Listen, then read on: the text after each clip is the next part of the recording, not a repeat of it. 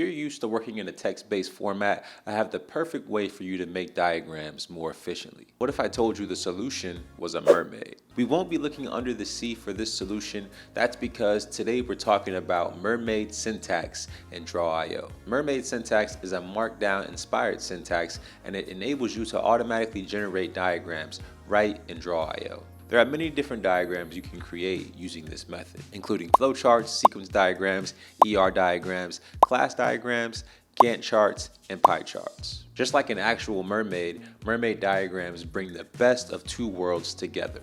In our case, those two worlds are text-based and visualization. To insert a mermaid diagram into your Confluence Cloud page, you have to follow these steps. First, we open up a blank diagram by typing /draw and select drawio diagram. We name our diagram and hit create, then click on the plus icon in the top menu and select mermaid, or you can go to arrange, insert, mermaid. After that, a dialog box will pop up where you can enter the text for the diagram that you want to create.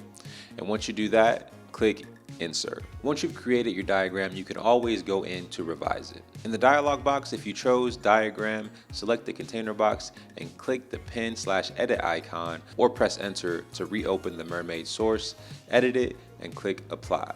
This regenerates the diagram but keeps any changes you made to any individual shapes or connectors. Now, if you chose image, double click the SVG on the canvas to reopen the code dialog box. This regenerates the whole image at once. You can't style or edit any individual shapes inside it. Now, let's say you're not too well versed in mermaid syntax, or you just don't have much coding experience in general. Draw.io has its own built-in AI feature called the generate tool, where instead of writing the mermaid syntax yourself, you describe the kind of diagram you want in plain language, and the generate tool produces it for you.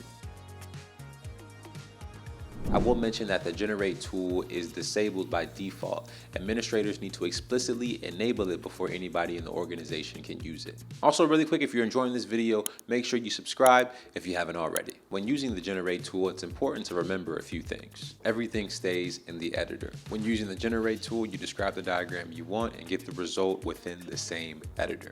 Also, existing diagrams can be included with the generate tool. The plus icon in the generate dialog box lets you attach shapes, a page, or a file so the AI can build on something already on the canvas rather than starting from a blank prompt. When it comes to security, your diagram data is never stored on the Draw.io servers when you're using the generate tool. But it does involve cross-domain traffic, since the AI response and your text prompt are seen by the third-party AI service that help produce the diagram. But the reassuring part is that your existing diagram data is not included in that by default. It only gets shared if you explicitly attach shapes, a file, or a page using the plus icon in the generate dialog box. And even then, it's up to the AI service whether it actually factors in those attachments or not. But that's all the time we have for mermaid diagrams and Draw.io. If you want to know more, please check out our blog post. We will link it in the description. Be sure to like and subscribe for more Draw.io tips and tricks. Thank you for watching,